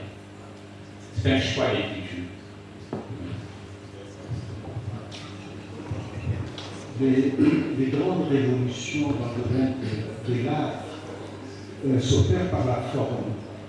La ponctuation fait partie de la forme. Et ici, je voudrais souligner le fait suivant. Avant de... Maintenant, dire que l'éditeur n'a pas de comité de lecture, n'a pas de correcteur, c'est pourquoi il y a trop de virgules, il y a la ponctuation mauvaise, mais ça c'est un point de vue. Les éditions EMA fonctionnent comme n'importe quelle maison d'édition d'Europe. Je ne dis pas d'Afrique, mais je dis d'Europe, avec les mêmes exigences. C'est une maison qui est appréciée de par le monde. Donc je n'ai pas de complexe, étant directeur des éditions EMA, je n'ai pas de complexe à ce niveau. Mais je voudrais faire savoir ceci. Quand le titre, quand on prend ce titre, ce n'est ni sorcier, ni séditieux, ni provocateur, ni il n'y a pas de nid de faux. C'est tout à fait français. Et je vous renvoie à un auteur que j'apprécie beaucoup, c'est Jean Giono. Lisez n'importe lequel de ses romans, vous trouverez qu'il a lu les ni. Le romantique, les romanciers de Victor Hugo et autres, a lu ni. Ce n'est pas une faute de langue, c'est tout à fait correct. Ça obéit aux règles de la grammaire. Donc, penser que c'est une faute serait malheureusement faire preuve de l'ignorance de la grammaire, justement, des règles de la grammaire. Bon, mais maintenant, je vais parler de déni. Je vais parler de la ponctuation rapidement. Vous prenez le roman de Philippe Solers, il est français. Le roman s'intitule Paradis. Du début jusqu'à la fin, sur 200 pages, il n'y a pas de ponctuation. Vous allez dire que c'est du chinois. Il n'y a pas de ponctuation. C'est les lecteurs qui ponctuent, suivant sa propre inspiration, le texte qu'il est en train de lire. Ça fait partie du nouveau roman. Le roman, à un moment donné, dans les années 60, c'est comme ça qu'on écrivait cela, le roman. Il n'y avait pas de ponctuation. La poésie, depuis le surréalisme, et déjà les symbolistes, ils ont supprimé la ponctuation. Si la ponctuation apparaît, c'est peut-être un point à la fin, mais la ponctuation n'est plus d'usage comme du temps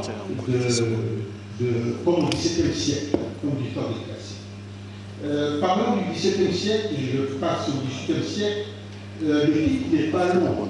Bon, à supposer que le titre est long, mais le titre du XVIIIe siècle était souvent composé de cette façon-là. Donc c'est un peu le côté classique de l'auteur d'avoir proposé un titre comme celui-là. Mais le titre ne pêche en rien. Le titre ne choque pas, le titre ne gêne pas. C'est une manière d'intituler un texte. Et au XVIIIe siècle, c'était la formule, la clé de formule. Alors, maintenant les phrases soulignées. Les phrases soulignées. Si c'est... Je voudrais simplement dire les phrases soulignées, la ponctuation, l'emploi de ni, tout cela met en lumière le souci qu'anime l'auteur, qui est l'une des caractéristiques justement de l'auteur, c'est le souci de communiquer. Parce que quand il souligne, c'est pour attirer l'attention du lecteur. Dire au lecteur, ça c'est important, j'ai souligné. Quand il met une virgule suivie d'un tiret ou d'un trait d'union, c'est toujours pour attirer l'attention. Donc ce souci permanent de communiquer habite l'auteur et fait l'une des caractéristiques du sujet. Je vous remercie.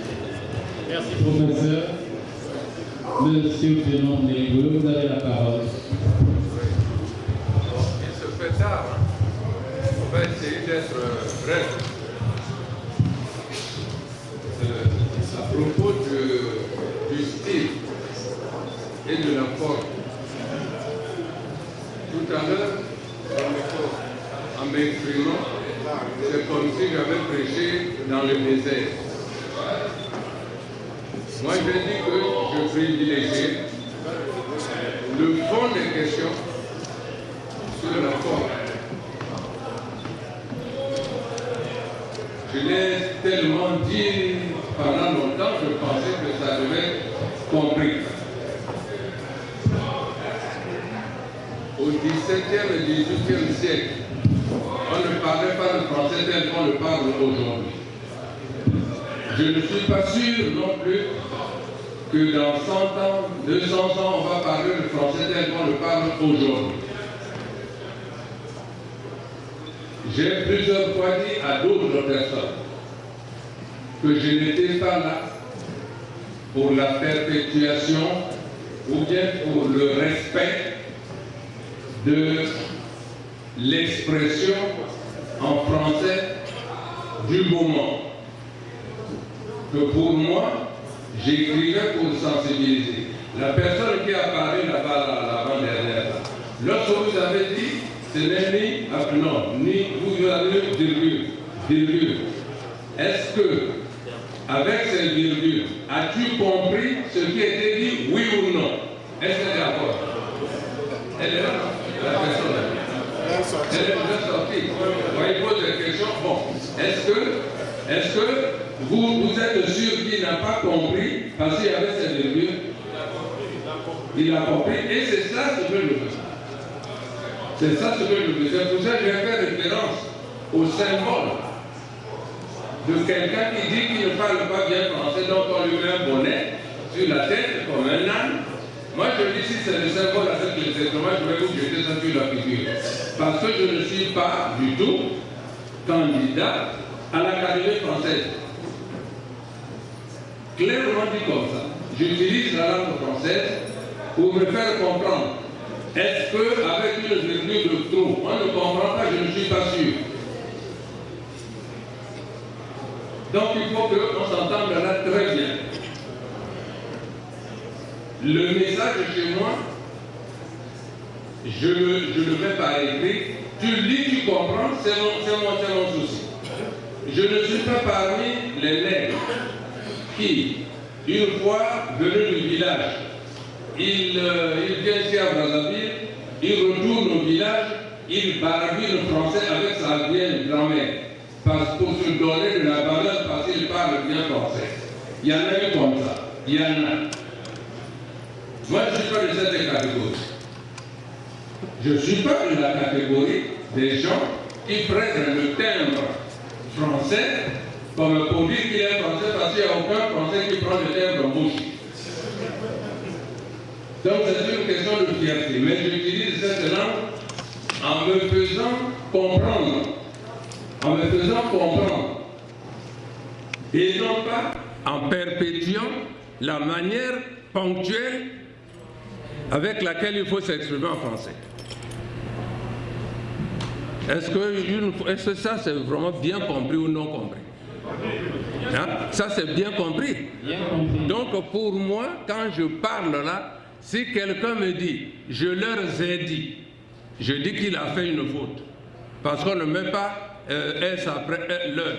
Là c'est un pronom, ce n'est pas un adjectif. Mais je comprends qu'il a voulu dire « je leur ai dit ». Si quelqu'un dit « je leur ai dit », moi je comprends. Mais je ne vais pas me présenter comme supérieur à lui parce qu'il a dit « je leur ai dit ». Ça c'est le fond de ma pensée et de ma manière d'écrire. Donc, vous voyez, on a vu beaucoup de problèmes ici, on tourne encore sur le fond. C'est pour ça que j'ai dit, je pense que cette question, il faut qu'on vienne ici pour parler des problèmes que je soulève. Le reste, moi je ne suis pas un complexé. Parce que je ne vois pas un Français complexé de mal parler mbouchi ou pas. Et je ne suis pas candidat à me présenter à une agrégation pour dire que je parle le français actuel bien. Non, je ne suis pas ça. Je ne suis pas ça. Et aussi, si quelqu'un se présente comme ça, je ne le trouve pas supérieur à moi. Tu m'as levé le grade de général, moi je suis général. Raphaël est parti. Il est parti. Bon, moi je suis général. Je suis général. Mais je ne suis pas moins qu'un agrégé en français. pour que quelqu'un qui parle français puisse dire qu'il est supérieur à moi. Non. Moi, je suis un chef coutumier, oui. Je connais les pratiques de la chefferie traditionnelle. Alors, une autre chose, c'est que ce que vous lisez, vous avez toujours l'impression qu'il s'agit du Congo. Là aussi, je dis non. Et lorsque vous dites, il ne faut pas vous justifier, mais c'est parce que justement, vous n'allez pas au-delà des problèmes que je pose. Les problèmes que je pose ici se retrouvent au Gabon, ils se retrouvent au Burundi, ils se retrouvent à Haute-Volta ou Burkina Faso. Ils se trouvent partout. Ils se trouvent comme ça.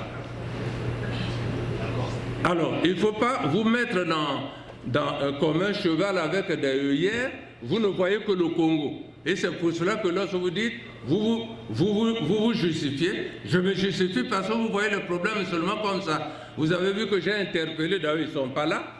Je dis, vous parlez comme ça dehors, non? Venez ici, on en parle. Venez ici, on en parle. Les problèmes que je soulève ici ne sont pas que les problèmes du Congo. Pour que vous mettiez les noms des Congolais de votre connaissance.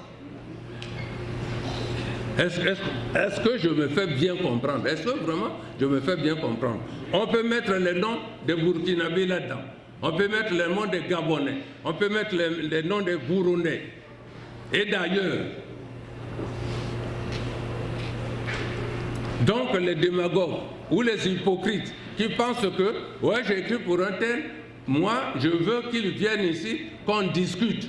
Et que, de toute façon, à partir du moment où je dis ceci, j'écris, tu t'en vas voir Kadima, le professeur.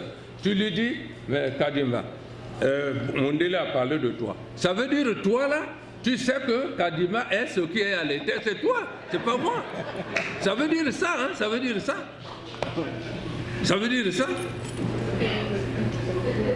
Et c'est pour ça que j'ai dit, ceux à qui vous pensez ne sont pas nécessairement ceux à qui je pense. Voilà, je crois, pour répondre de manière globale. Bon, les femmes, non. J'ai décrit une catégorie de femmes qui font tel que j'ai décrit là, mais toutes les femmes ne font pas comme ça. Il n'y a pas une catégorie de femmes qui font ce que j'ai écrit là. Il n'y en a pas. Et alors j'ai dit toutes les femmes, est-ce que vraiment j'ai dit là-dedans, vous avez lu que j'ai écrit tel que vous avez lu? C'est dire que c'est toutes les femmes. Et pourquoi vous dites que vous parlez de femmes? Mais non, j'ai parlé de ces femmes qui existent. Vous voulez nier, vous là, vous voulez nier qu'il y a des femmes comme ça? Elles existent. J'ai parlé de ces femmes-là, elles existent. Hein? C'est vrai, non? C'est vrai ou non? Maintenant, vous paraissez ici comme celles qui disent que toutes les femmes, il n'y a aucune femme comme ça. Vous êtes des menteurs. Vous êtes des menteurs. Les femmes font comme ça. Et j'ai parlé, vous avez dit, vous n'avez pas parlé d'hommes, mais j'ai parlé d'hommes. Le septième texte, j'ai parlé de Don Juan, qui s'en vont ensemencer partout. Après, ils se retrouvent avec 1000 kyriels d'enfants. J'ai parlé de ça. Donc, il ne faut pas faire de la mauvaise foi. Il y a des gens comme ça qui existent, si vous voulez, Non, ça va, mon général. Mais non, parce qu'ils ne comprennent pas. Non, ils ont compris, ils ont compris, s'il vous plaît. Ils ont compris, ils ont très bien compris. À force. Alors, voilà. Vous voyez? C'est pour cela que ces débats-là, les intellectuels, les intellectuels faussaires, il y en a. Hein? Les vagabonds politiques, il y en a. Donc lorsque Malila se met à témoigner en ce qui me concerne, merci très bien, mais moi j'ai failli mourir, oui, pour mes idées. Pour mes idées, le 22 février, peut-être vous ne savez pas, 1972, c'est pour mes idées. Oui. Le détenu de droit commun, il s'appelait Ngambali. Il est venu, chef, tu continues le boulot kuna, et allez mon laï, 30 mètres. Non, Nasebo est allé 1 mètre, lobby, bakobeta, bino massa, subokokufa. Alors, vous avez déjà vécu ça, vous? Hein? D'ailleurs, vous m'avez dit de continuer à écrire, non? Qui m'a dit là? Oui, je continue à écrire. Voilà le prochain. Il s'appelle Migmag démocratique en démocratie. Voilà. Migmag démocratique en démocratie. Je vais écrire ça. Oui. Et quelqu'un qui m'a dit tout à l'heure, entre le coup d'État constitutionnel, c'est légal, et le coup d'État militaire, c'est faux. Un coup d'État constitutionnel n'est pas légal. On le légalise, mais il n'est pas légal. Il n'est pas légal. On joue avec les textes pour le rendre légal, mais ce n'est pas légal. Ce n'est pas parce que vous avez mal joué que ça devient légal. Les deux sont de la même catégorie. Le coup d'État militaire et le coup d'État constitutionnel. Pour moi, ils sont de la même catégorie. Donc on ne veut pas dire que quelqu'un qui fait un coup d'État constitutionnel, c'est mieux que celui qui fait un coup d'État militaire. Pourtant, j'ai même conclu, je ne suis ni pour l'un ni pour l'autre. Oui, mais là, tu es pour tu es pour l'autre. Tu es pour l'autre coup d'État. Tu es pour l'autre coup d'État constitutionnel. Mais moi, j'ai dit, je suis pour aucun. En ce moment-là, avec la permission et l'autorisation accordée donc, de l'auteur, je termine un peu plus calmement. Merci. Vous voyez, lorsque les problèmes sont aussi bien avancés, on ne peut qu'essayer de les exprimer avec la conviction qui ne veut pas dire la colère. Non, contre Binoté. Je ne suis pas contre Binoté. Surtout que Sikawa, bon, Tokena comme la moi, les Sangakuna, et il est le peu d'aller à 73 ans. Bon, Pessingaï, bon anniversaire, Nandimi Mingi. Bon, je souhaite que parmi vous, il y en ait qui atteignent 70 ans, mais sans faire de coup d'État constitutionnel même.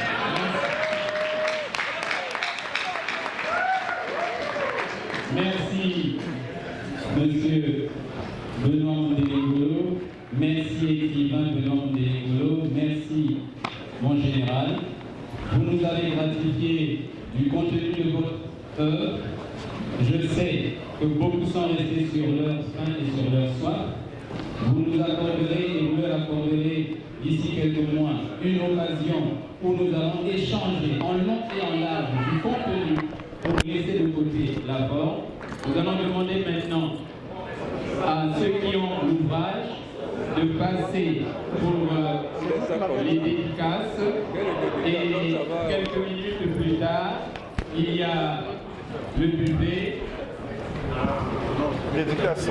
Pour les cas d'Andako. Pour les cas d'Andako.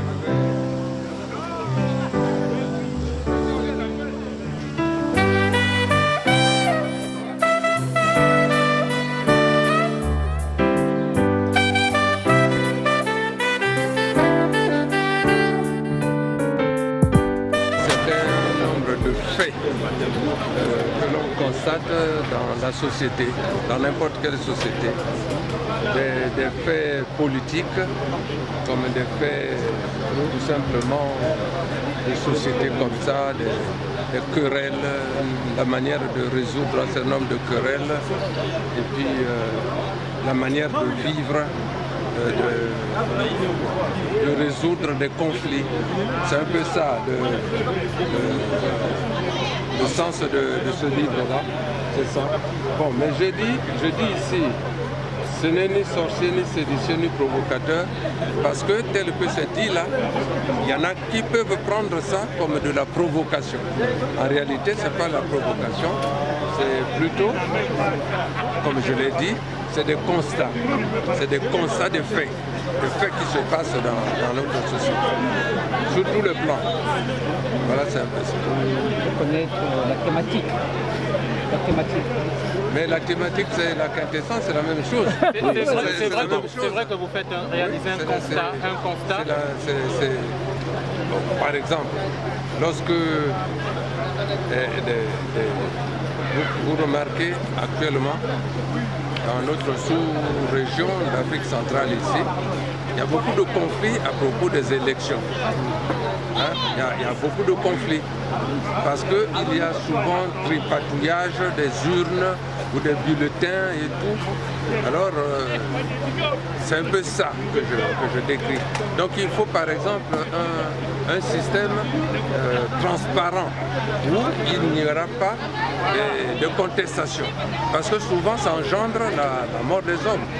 Vous voyez, si vous êtes un sportif, boxeur, hein, avec quelqu'un, vous mettez les gants. Mais on voit bien qui gagne, on voit bien, il n'y a pas de contestation. Mais au niveau politique, souvent, bon, on ne voit pas clairement qui a gagné, puis après, donc, il y a contestation, et puis après, bon, c'est des problèmes, puis il y a mort d'homme. Donc tu vois un fait précis. Mais vous exposez les faits. Dans Lingala, les faits, j'ai déjà dit un fait. Vous exposez les faits. Oui, Est-ce que vous proposez des pistes de solutions? Oui, il y a des pistes de solutions. Je propose qu'on soit clair, que l'on soit transparent, que tout ce qui se fait ne peut pas amener à la contestation. Parce que c'est clair. Parce que c'est clair, les règles sont là, on les respecte clairement. Et puis il n'y a pas de contestation, donc il n'y a pas mort d'homme. Comme j'ai dit tout à l'heure sur le ring, ou bien course, quand les athlètes courent. Bon, c'est clair, celui qui arrive avant, il ne peut pas dire que moi je suis arrivé après, ou bien celui qui arrive après veut dire que je suis arrivé avant. On voit bien comment on court avec les règles. On donne un coup de pistolet de temps, si c'est mal parti, on refait. Si c'est mal parti, on refait. Et puis on court, et puis on voit qui arrive le premier. Vous voyez, il y a généralement pas beaucoup de contestation dans les courses, ou même à la boxe. À la boxe, par exemple, il y a des coups à des endroits défendus. Vous ne pouvez pas taper plus bas que le nombril. Là, c'est pas bon. Donc, si vous employez des coups comme ça, c'est prohibé. C'est des exemples comme ça. Donc, même en politique, il faut qu'il y ait les organisations soient faites de manière que c'est clair. Il n'y a pas de contestation possible. Où est-ce qu'on peut trouver le livre? Aux éditions Emma. C'est à côté ici, sur l'autre côté. Voilà le directeur. Celui qui était à ma droite, c'est le directeur. Et quand le prochain livre? J'ai montré là un peu, disons, nous sommes en 2016. Nous sommes en 2016, hein? Cette année, nous sommes en 2016. 22 septembre. Bon. Dans un an, je vais faire ressortir un autre. Avant le 22 septembre 2017, je vais sortir un autre. Je peux même donner le titre. Micmac démocratique en démocratie. Quand je dors, toi tu trouves l'inspiration par exemple au bar. Tu t'en vas boire au Kanagomé là. Hein? Tu t'en vas boire, mais moi quand je suis à la maison, je réfléchis et puis l'inspiration vient, puis j'écris.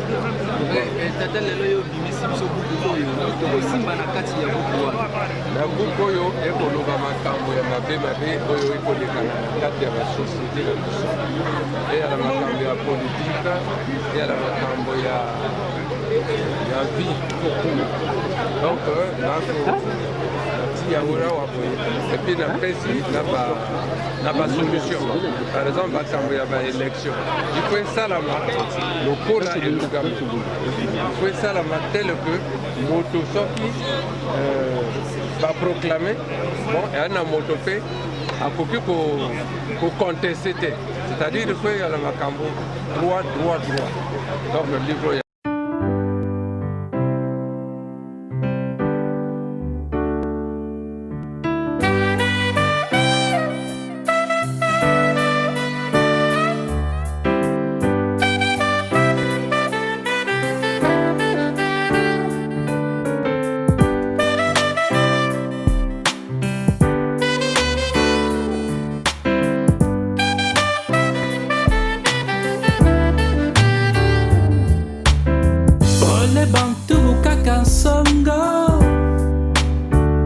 utangana ya bata